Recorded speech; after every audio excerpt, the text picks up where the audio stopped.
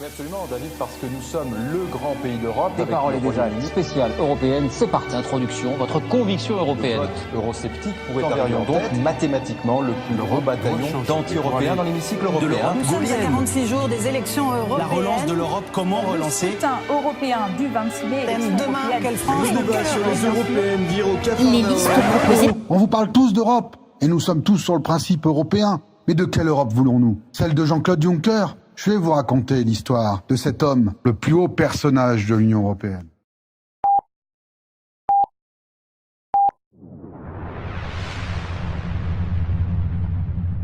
Bien, merci à tous de nous lire, de nous écouter. Heureusement qu'il existe aujourd'hui les médias en réseaux sociaux tels que La Voix de Partici pour vous titiller et vous rappeler que vous avez un cerveau.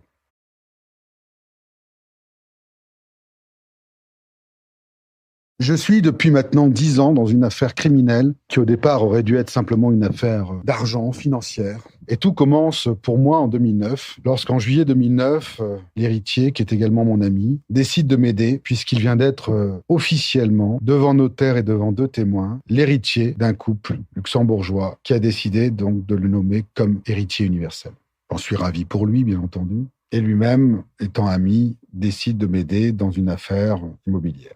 Cette affaire donc commence en juillet 2009 et cette donation ne se fera jamais, ni pour lui ni pour moi, jusqu'en février 2011 où la veuve comprend également que l'héritier n'a absolument rien reçu et demande au notaire, le même notaire qu'en 2009, de relancer cette donation. Sous des prétextes fallacieux du notaire, cette donation ne sera pas faite et je découvrirai la veuve en novembre 2011, croupissant dans une maison de retraite, à moitié droguée et surtout, ce qui est le plus important, lorsque j'arriverai dans cette maison de retraite, elle sera notée au crayon papier au lieu d'être notée au bic comme toutes les autres personnes. Ça attire mon œil parce que lorsque j'arrive pour lui dire qui je suis, elle ne me reconnaîtra pas tout de suite. Je me rends compte que je suis encerclé d'assistantes, d'aides-soignantes et je leur demande surtout depuis combien de temps elle est là. Et on me répond, elle est là depuis 8 mois. 8 mois correspond en réalité à 1 mois à l'hôpital après février 2011 et 8 mois dans cette maison de retraite. Ayant fait mon enquête en parallèle, j'avertis l'héritier qui me répondra à ce moment-là que c'était pas possible parce que lui-même avait appelé cette maison de retraite et avait bien qualifié cette dame. Finalement, il se rendra compte que cette dame est bien dans cette maison de retraite et qu'elle n'a jamais quitté la maison de retraite depuis mars 2011. Étant donné qu'on l'avait retrouvée, on relance cette fameuse donation par un autre notaire, puisque le premier avait pris sa retraite en octobre 2011. Deuxième notaire choisi mettra plus de 7 mois avant de finaliser cette donation et de la rendre à l'héritier. Et lorsque le jour J arrive, l'huissier de justice présent sur les lieux récupérera tous les dossiers de cette donation officiellement pour vérification. Il s'ensuivra des tentatives par la police de poser des questions assez bizarres pour finalement se rendre compte que l'héritier était bien héritier puisqu'ils avaient interrogé la veuve, qu'il y avait un document d'une donation testamentaire depuis juin 2009 qui existait. Et donc, ils le mettent dans la confidence. Ils disent, voilà, votre fortune, puisque c'était une donation qui était acquise pour le donataire, votre fortune a été spoliée en partie par Martine Venandi, qui, tenez-vous bien, a volé plus de 12 millions d'euros.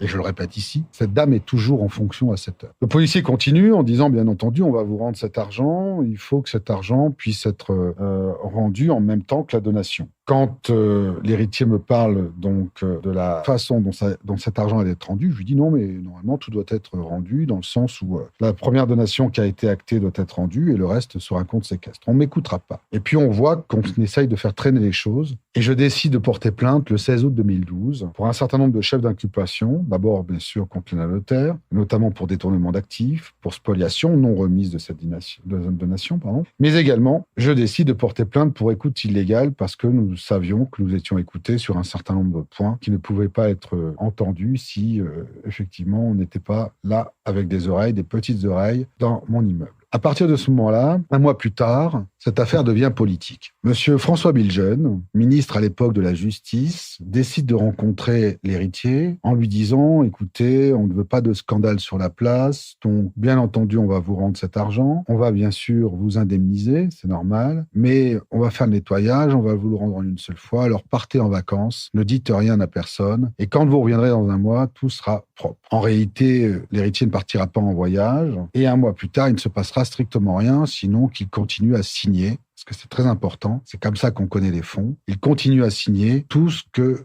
les gens ont pu voler, tous ceux qui ont pu voler. Ça dure jusqu'en mars 2013, où je montre un certain nombre de points à l'héritier pour bien lui montrer qu'en fait, il n'y a aucune volonté de rendre cet argent, et l'héritier décide de porter plainte auprès du procureur général.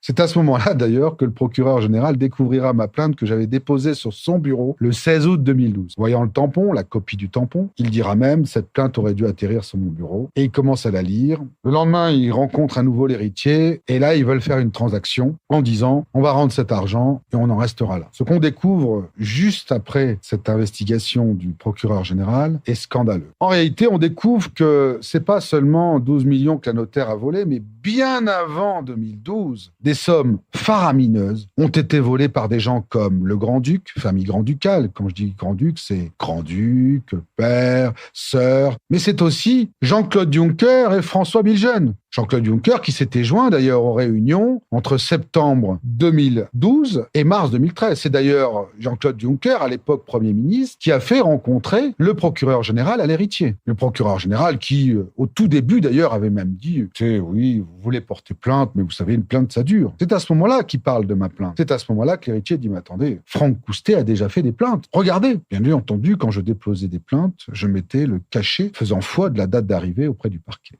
Et là, c'était le parquet général.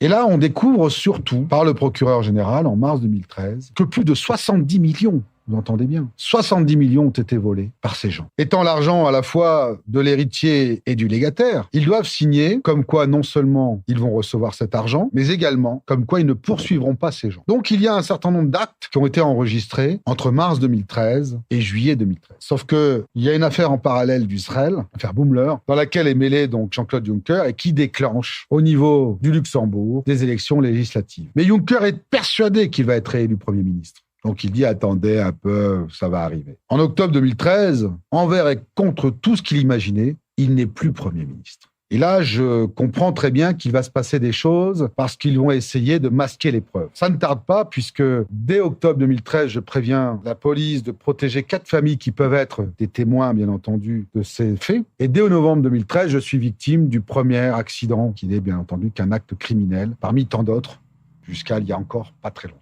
En fait, depuis octobre 2013 jusqu'en mars 2014, l'héritier n'aura de cesse de vouloir négocier avec le gouvernement en place, qui est celui de M. Xavier Bettel, toujours en place aujourd'hui, qui ne répondra pas. Je saisis la justice en octobre 2014, en juillet 2014 plus exactement, où je demande, bien entendu, en tant que partie civile, parce que tout simplement, je suis à la fois mandaté par la famille héritière, mais je suis également directement impliqué par une créance que je peux avoir. Le juge décide, au vu de mes éléments, en sachant que de mon côté, je n'avais pas fait la chronologie des faits dans ce sens, mais décide, bien entendu, de faire une enquête criminelle. Peu de temps après, j'apprendrai que le légataire, contrairement à ce qu'on m'avait raconté, n'était pas mort en juillet 2010, mais en juillet 2009. Et là, tout s'éclaircit puisque nous avons été victimes d'un certain nombre de faits criminels dans cette période avant d'avertir la justice. Quels sont ces faits? Très importants. En réalité, c'est en juin 2009 que cette donation-légation a été faite. Elle ne sera jamais déposée par le notaire de l'époque, Jacques Delvaux, pour ne pas émettre un certain nombre de réserves, puisque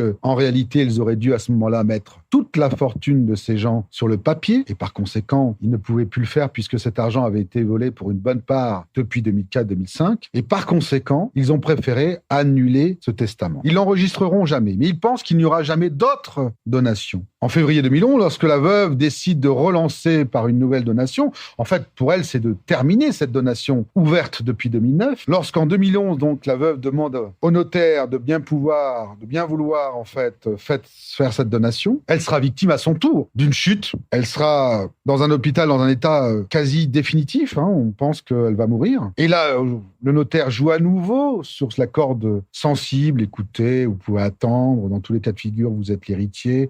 Donc, si vous ne touchez pas la donation, vous aurez l'héritage. Bref, pour ne pas mettre une fois de plus un écrit dans ses mains. Mais en 2014, lorsque je saisis le juge d'instruction décide bien d'une enquête criminelle. Le juge d'instruction décide en 2015 de rendre les réquisitions, de donner ses réquisitions, et elle doit passer par le parquet. Mais à ce moment-là, quand elle décide des réquisitions contre 3 hommes, l'actuel président de la Commission européenne, M. Jean-Claude Juncker, mais également l'ancien ministre de la Justice qui est aujourd'hui juge à la Cour de justice de l'Union européenne. Et enfin, contre la notaire instrumentant en 2012, le parquet bloque les réquisitions. Il bloque les réquisitions depuis octobre 2015, mais il fait croire à moi-même, en octobre, en novembre, en décembre, en janvier, en février, en mars, il fait croire qu'en réalité, le dossier est toujours chez le juge d'instruction. Le cabinet du juge d'instruction me donnera des éléments contraires, tout à fait contraires. Et d'ailleurs, aujourd'hui, depuis quelques mois déjà, depuis le mois de juillet 2018, on sait officiellement que le juge d'instruction a transmis le dossier en octobre 2015. Et donc, en mars 2016, je viens avec une vidéo, j'enregistre la personne au parquet qui me répond qu'il n'y a toujours rien chez eux. En mars 2016, je suis interdit, suite à ma vidéo, de venir dans le parquet parce qu'ils savent très bien, judiciairement, qu'ils seraient poursuivis pour propos mensongers. Je serai filmé parce que ça, c'est des preuves que je donnais à la presse. Donc, pour montrer qu'effectivement, il y a une volonté délibérée de ne pas faire consulter effectivement le dossier. Vous me dites, effectivement, vous connaissez parfaitement, tout le monde connaît le dossier ici, c'est bon. Je sais très bien qu'on fait du cinéma. Maintenant, ce que je veux, c'est consulter le dossier. Vous me dites non, pas de souci, je reviens demain avec 2 témoins et mon avocat. Donc, un homme qui se nomme Jeannot Nils invente des faits en disant que je viens, que je fais du bruit. Non, je viens, je demande, bien entendu, j'ai jamais fait de bruit. Je demande tout simplement à voir ce dossier et on ne doit pas me le refuser. Dans un état de droit, on n'a aucun moyen de me le refuser. Et là, ils savent que c'est limite parce que avant, ils disaient qu'il n'y avait plus de dossier. Maintenant, ils sont obligés de reconnaître qu'il y a un dossier. Donc, ils disent, non, mais ce dossier, de toute façon, il est en enquête criminelle. Donc, tant qu'il est en enquête, on ne peut pas le voir. C'est absolument faux, puisqu'en réalité, un avocat est soumis à une déontologie où certains aspects pourraient être enlever les aspects criminels, mais absolument pas les aspects de détournement qui expliqueraient bien entendu l'aspect criminel. Donc, ils m'interdisent d'accès au parquet. Je continue malgré tout à y venir pour avoir une date de rendez-vous jusqu'au 16 août 2012 où en réalité, je passe un appel téléphonique tout en envoyant une nouvelle fois une demande pour voir ce dossier qui me dit, écoutez, on verra au mois de septembre, prenez rendez-vous et puis on verra bien. En réalité, je viendrai le 22 août 2016, on m'arrêtera et on me mettra en prison pendant 40 jours, pensant que j'allais me calmer. Et surtout, aujourd'hui, essayant de tourner cette mise en prison qui est totalement illégale et irrégulière, en essayant de faire croire qu'il n'y a strictement rien. Ce pays est une honte. La justice de ce pays est une honte. Il faut savoir que le procureur d'État n'est autre que le cousin de Jean-Claude Juncker par alliance, c'est-à-dire en clair, c'est le cousin germain de l'épouse de Juncker. Et cela ne dérange personne au sein du gouvernement ou de la justice luxembourgeoise. Martine Soloviev, qui est aujourd'hui procureure générale, est parfaitement au courant. Mais visiblement, elle ne lui enlève pas le dossier. Donc on essaye de gagner du temps, parce qu'on sait qu'on va quand même devoir le montrer un jour. On essaye de gagner du temps, tout simplement pour laisser à la tête de l'Union européenne un escroc criminel.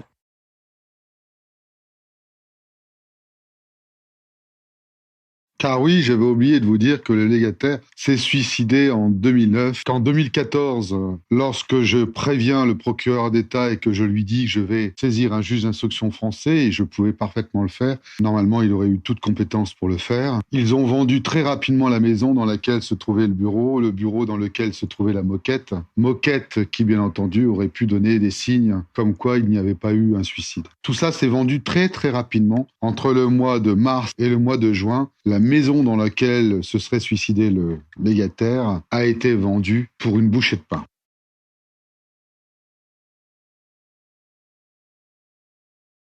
Cela ferait sourire si c'était pas aussi grave, puisque derrière, comme je le disais, il y a eu des actes criminels de mort. Il faut savoir que par la faute exclusive du procureur d'État, monsieur Jean-Paul Freising, que j'avais alerté dès le mois de novembre 2013 par l'intermédiaire du procureur général, je lui avais dit, vous mettez l'héritier dans une situation de précarité extrême où il risque de se suicider. Il s'est immolé par le feu en octobre 2015 parce qu'on ne lui a pas rendu son argent, pas seulement, parce qu'on lui a fait croire qu'on allait lui rendre et parce que c'était le sien. Il avait attendu déjà plus de 6 ans. Scandaleux. Cette affaire est une honte pour l'Europe, est une honte pour le Luxembourg, où vous avez un président de la Commission européenne qui va entamer des infractions contre la justice, contre la Pologne pour leur justice, ou qui va faire des commentaires sur la justice en Italie en disant qu'elle est corrompue, qu'il regarde devant sa porte, dans son pays, où il a été Premier ministre pendant plus de 18 ans, et où sont à des postes clés des gens qui tantôt sont des cousins, comme lorsque j'ai été appelé par l'organisme de compliance de l'État, le CSSF, qui n'était autre que M. Benoît Juncker, ou encore le procureur d'État qui n'est autre que le cousin par alliance, ou encore tous ces copains, tous ces gens qui ont tourné autour de M. Juncker pendant plus de 18 ans. Cette affaire est une honte, il faut la relayer. Il faut que le grand-duc et sa famille abdiquent, qu'ils soient jugés, qu'ils rendent l'argent également.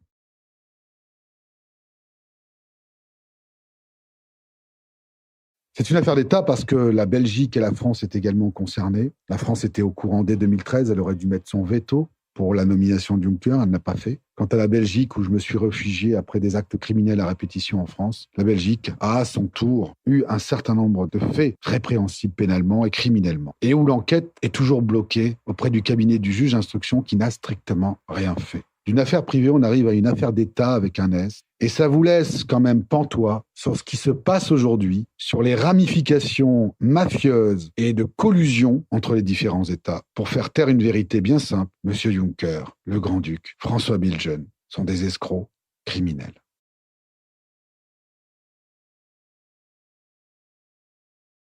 Ils sont plutôt gênés aujourd'hui parce que la diffamation voudrait dire que c'est faux. Alors ils savent très bien qu'il y a une enquête actuellement, qu'il devrait être arrêté déjà depuis un certain temps, puisque normalement, si le parquet avait fait son travail, en octobre 2015, le juge d'instruction commençait par la fin, c'est-à-dire celle qui a été faite par acte juridique, de savoir où est passée la donation qui aurait dû être faite le 11 juillet 2012 et savoir pourquoi ils l'ont effacée. Donc évidemment, monsieur François Bilgen, Jean-Claude Juncker et Martine Vinandi auraient dû être en prison pour le premier fait des détournements, et ensuite le juge d'instruction aurait poussé plus loin, comme par exemple dans l'affaire Daval, pour voir s'il n'y avait pas eu d'autres incidents. Évidemment, c'était un début de cette arrestation, en vue d'ailleurs d'aller chercher derrière les éventuelles morts suspectes. Je le répète, il n'y a pas eu que détournement.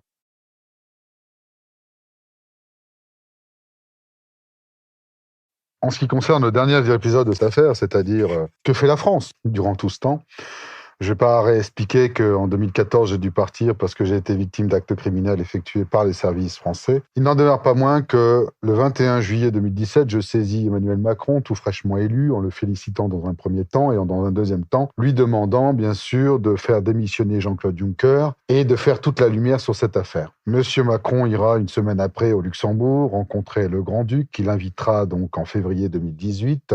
Le Grand-Duc n'a pas été invité depuis plus de 40 ans en France. Il invitera également Xavier Bettel, il invitera Monsieur Juncker dernièrement donc pour signer les accords commerciaux avec la Chine. Donc Monsieur Macron ne me donnera aucun signe concernant cette affaire, il ne me répondra d'ailleurs jamais, alors même que j'avais saisi un député de La République En Marche pour qu'il puisse avoir une réponse du président de la République. Voilà où nous en sommes actuellement.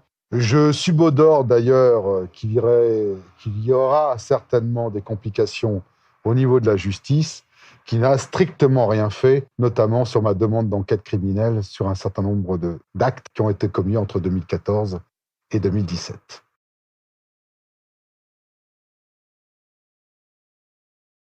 Merci à la Voix de Portici de relayer cette information auprès de vos auditeurs. Il faut qu'ils sachent également, et j'en ai eu la preuve, encore une fois, comme je disais, j'étais un Français comme les autres, je pensais que tout était clair, que les conspirations, ça existait que dans les films. Moi, ce que je peux vous affirmer aujourd'hui, c'est que j'ai fait plus de 22 pages de journalistes, dont certains, j'ai leur numéro de portable, et qu'à ce jour, il n'y a eu aucun mainstream qui a relancé ou qui a relaté cette information, comme quoi M. Jean-Claude Juncker faisait l'objet d'une enquête criminelle.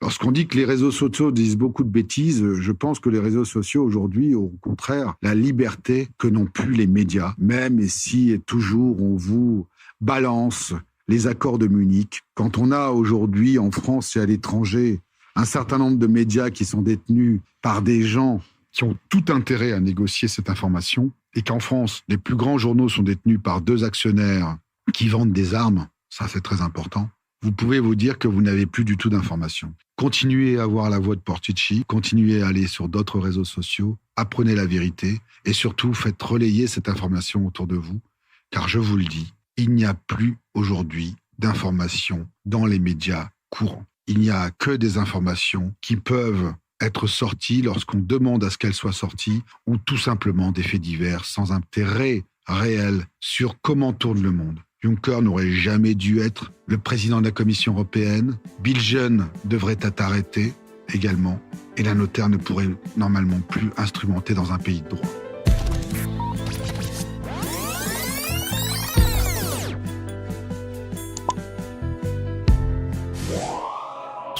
Le Parlement européen est ridicule. Très ridicule.